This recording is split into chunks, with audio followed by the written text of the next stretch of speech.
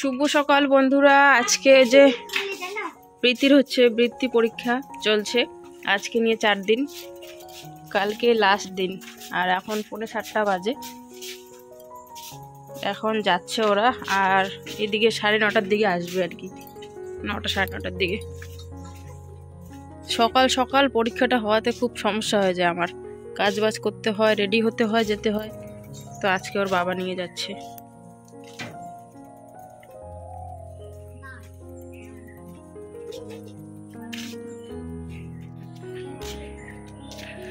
চলো, আমারও জ্বরটা হওয়ার পর থেকে এত কাশি না, কি বলবো, খুব কাশি হয়ে গেছে আমার। প্রীতমের জ্বর, আমার জ্বর, সবার জ্বর থেকেই মাত্র উঠলাম আমরা, সবাই ফ্যামিলি সহকারে জ্বর। প্রীতম হচ্ছে কালকে জ্বর থেকে উঠলো, কালকে কমেছে ওর। মানে এতদিন তো হাসপাতালে ওষুধ এনে খাইয়েছিলাম, তো অতটা না ভালো রেজাল্ট পাচ্ছিল না, মানে খাওয়ার পর কমে আবার হয়। তো তারপর ভাবলাম যে না, এখন অন্য ডাক্তার থেকে আনি। তো ডাক্তারকে বলে মানে একটা অন্য জায়গার থেকে আনছি আমি। তারপর থেকে কালকের থেকে এখন ভালোই আছে, সুস্থ আছে আর কি প্রীতম। তো এখনও তো উঠে নাইও। প্রীতমের বাবা গেল প্রীতিকে রাখতে, তো প্রীতিকে আসার পথে আর কি নিয়ে আসবে। বললাম চা খাবো, দুধ টুধ নিয়ে আসবে, তারপরে চা বানাবো। আর এতক্ষণে যে আমার বাড়ির কাজগুলো এখন করে নেই। আর এমনিতে আমি কাজ বাজ করে নিয়েছি, বলতে হচ্ছে তোমার ওই যে উঠোন ঝাড় দেওয়া শেষ, আর বাসন মেজে নিয়েছি, এই দুটো কাজ শেষ। আর চা নিয়ে আসলে, মানে দুধ নিয়ে আসলে চাটা খাওয়া হবে।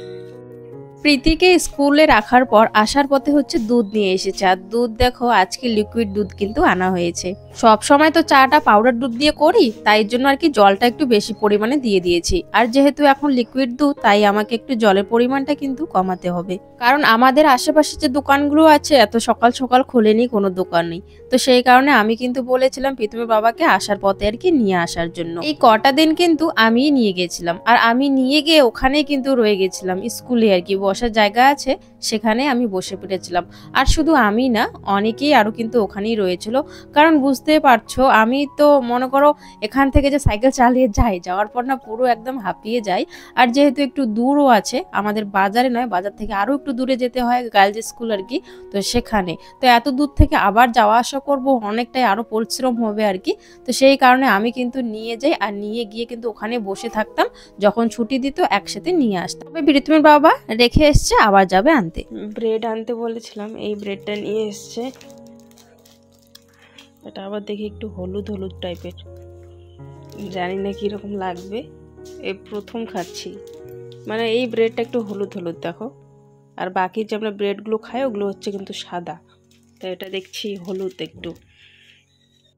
ওইদিকে প্রীতমের বাবা চা খাচ্ছে, ওকে চা দিয়ে দিয়েছি। আর আমি এখানে হচ্ছে বসে পড়ছি, চাটা খাবো এখন।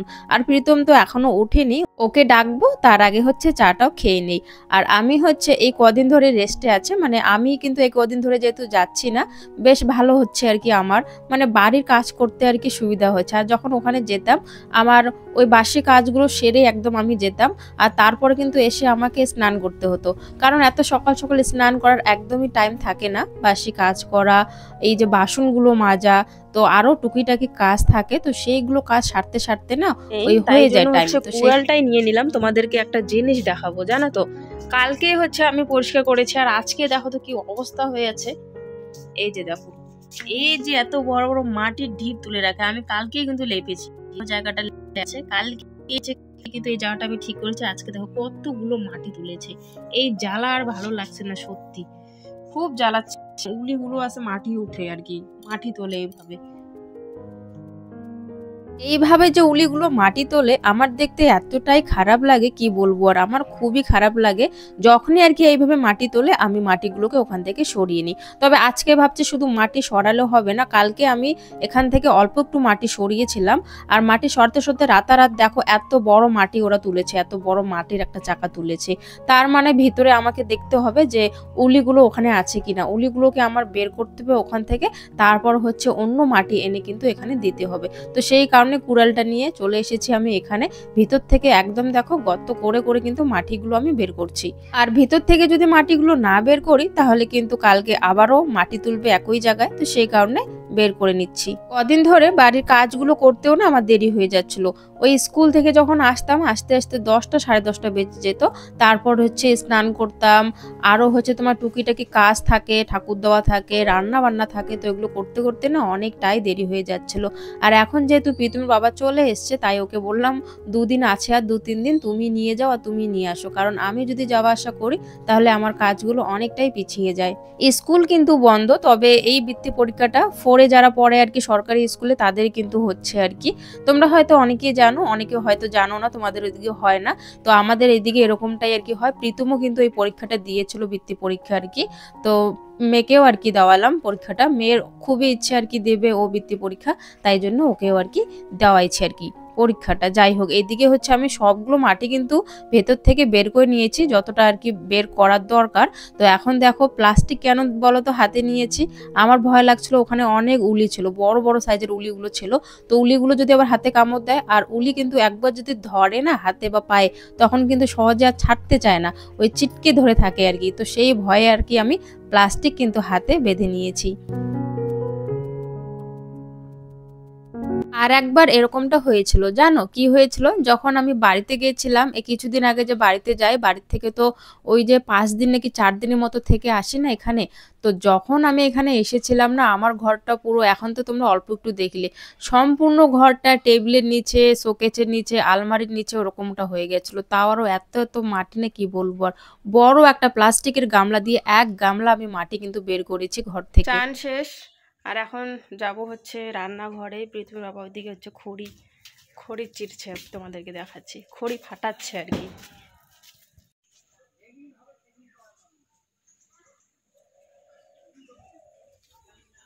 দেখা যায় না।